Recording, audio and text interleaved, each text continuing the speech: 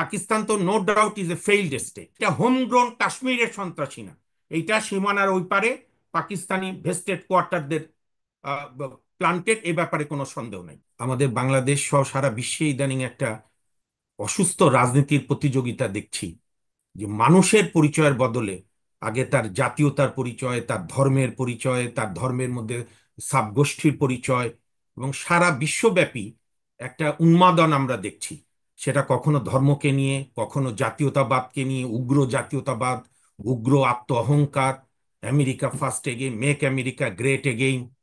তো এই এই কারণে আমি 28 জন সাধারণ মানুষের যে মৃত্যু ঘটেছে, নৃশংস মৃত্যু, আমি তার তীব্র নিন্দা করি, এবং যারাই এটা করেছে আমি তার জঘন্য ভাষায় তাদের বর্বরতার নিন্দা জানাই। এবং এই কাশ্মীর এই উপমহাদেশের সবসময় একটা খুব স্পর্শকাতর এবং আলোচিত বিষয়, এবং এটা একটি লম্বা আলোচনারও বিষয়। আমি সেই ক্ষুদ্র সময় যাব না, কারণ প্রথমে একটা বিষয় বলে রাখা দরকার যে কাশ্মীর কখনোই ইউনাইটেড ইন্ডিয়ার অংশ ছিল না, বা ইভেন আজকের যে ভারত, এইটা মূলত মহাত্মা গান্ধীর ভারত মাতার যে স্বপ্ন, এবং ব্রিটিশরা ভারতকে শাসন করার জন্য, ব্রিটিশ বেনিয়ারা ভারতকে শোষণ করার জন্য অনেকগুলোকে এক কাঠামোতে এনেছিল। এবং হুম। আপনি জানেন যে 1947 সালে পার্টিশনের মাধ্যমে র্যাডক্লিফ, যে ভারত পাকিস্তান রাষ্ট্র দুইটা হলো, সীমানা হলো, সেইখানে প্রায় 600-র অধিক প্রিন্সলি স্টেট ছিল, অর্থাৎ রাজা, নবাব, নিজাম ইত্যাদি উপাধি ছিল। এবং তাদেরকে ব্রিটিশরা অপশন দিয়েছিল যে হয় আপনি ভারতের সঙ্গে যাবেন, না হলে আপনি পাকিস্তানের সঙ্গে যাবেন, অথবা আপনি নিজের স্বাধীনভাবে থাকবেন। তো সেইখানে পরবর্তীকালে একটা অলিখিত কনভেনশন মতো হলো যে রাজাদের যে ধর্মের হোক বা নবাব যে ধর্মের হোক, ওই রাজ্যের নাগরিকরা যে বেশি অংশের মানুষ হবে, সেখানেই সেই ধর্মের ভিত্তিতে মানুষরা নির্ধারণ করবে। এবং আপনি জানেন, এটা খুব প্রাসঙ্গিক, আমি সংক্ষেপে বলি। জুনাগড়, যেটা গুজরাটের মধ্যে, জুনাগড়ের নবাব কিন্তু স্বাধীনতা ডিক্লেয়ার করে দিয়েছিল, এবং পরে পাকিস্তানের সঙ্গে মার্চ করার জন্য বলেছিল। কিন্তু জুনাগড়ে প্রায় 90-95% মানুষ হিন্দু হওয়ায় তখন একটা পলিসি অ্যাডপ্ট করলো ভারত, এবং তদানীন্তন ভারতের গভর্নর জেনারেল, শেষ governor general British Mount Batten, যে যে নাগ যে মানুষ যেখানে জনগণ যে ধর্মের বেশি তারা ডিটারমিন করবে। এবং সেখানে একটা ভোট হলো, ভোটে প্রায় 1 লাখের বেশি লোক ভারতের পক্ষে ভোট দিল, পাকিস্তানের পক্ষে ভোট দিল মাত্র 91 জন। জুনাগড়, যেটা গুজরাটের অংশ এখন। অথচ ট্র্যাজেডিটা দেখেন, ভারতের দ্বিচারিতা শুরু থেকেই।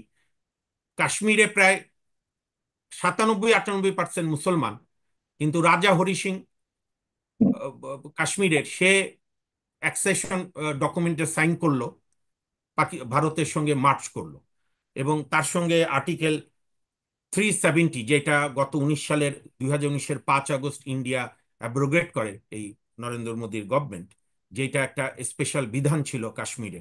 এবং সবাই বোধহয় জানেন যে 1962 সাল পর্যন্ত কাশ্মীরের মুখ্যমন্ত্রীকে পদ ছিল প্রধানমন্ত্রী, এবং ওদের আলাদা পতাকা ছিল, ওদের পার্লামেন্ট ছিল, পার্লামেন্ট তো মানে বিধানসভা, ওদের সংবিধান ছিল। এবং কাশ্মীরের পররাষ্ট্রনীতি ছাড়া আর কোনো কিছু ভারত কন্ট্রোল করতো না, ওই ভারত রাষ্ট্র আর আপনার কি নাম, প্রতিরক্ষা। এবং ভারতের কোনো নাগরিক গিয়ে কাশ্মীরে বসবাস করার অধিকার ছিল না স্থায়ীভাবে, জমি কেনার। সো সো একটি স্বাতন্ত্র। এবং সেইখানেও 49-এ যে প্রথম যুদ্ধ হলো, 48-এ ভারত পাকিস্তান, সেইখানেও পাকিস্তান তো no doubt is a failed state. এর বাগাড়ম্বরতা, যে আমরা ছোটবেলা থেকে বলতাম আওয়াজে পাকিস্তান, এর বাগাড়ম্বরতা, এবং পাকিস্তানের যে আর্মি পাকিস্তানের ক্ষতি করেছে, আর্মি এবং আইএসআই, আপনার এটা আমাদের কথা না, পাকিস্তানের অন্যতম জনপ্রিয় প্রধানমন্ত্রী আহ, বেনজির ভুট্টো মৃত্যুর 1 মাস আগে একটা বই লিখেছিলেন।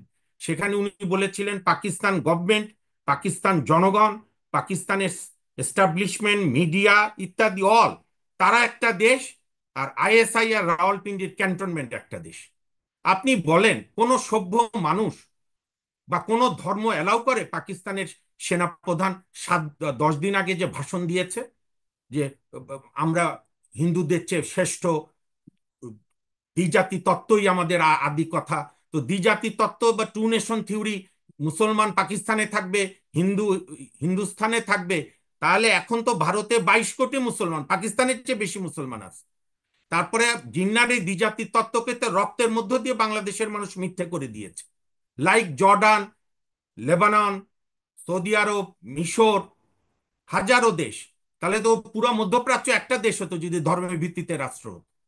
সুতরাং এই যে পাকিস্তানের মিলিটারি লুটেরা লুম্পেন এস্টাবলিশমেন্ট এবং তার সঙ্গে ভারতের নরেন্দ্র মোদীর একটা গোপন আতাত, আপনি দেখবেন আমাদের ক্রিমিনাল লয় বলে কোনো অপরাধ সংগঠিত হলে বেনিফিশিয়ারি কারা। আপনার মনে আছে কি না সাগর ভাই, 2019-এ রাহুল গান্ধী কিন্তু কংগ্রেসের একটা বিশাল জোয়ার এনে ফেলেছিল। 18 সালে চারটা প্রদেশে কংগ্রেস জিতলো। বাংলাদেশের ক্ষেত্রে তাদের নীতি এক হতে পারে, কিন্তু প্রতিবেশী ভারতে যদি ধর্মভিত্তিক ধর্মীয় উন্মাদনা, হিন্দুত্ববাদ জাগ্রত থাকে, তাহলে বাংলাদেশে শান্তি রাখা খুব কঠিন। কারণ আমাদের এখানেও হিন্দুত্বর উল্টা যে মুসলমান ধর্মভিত্তিক যে জঙ্গিবাদের প্রবণতা আছে সেইটা উৎসাহিত হয়। সেই জন্যই আমরা চাই যে ভারতে নেহরুবিয়ান গান্ধীয়ান পার্টিগুলো ক্ষমতায় আসুক।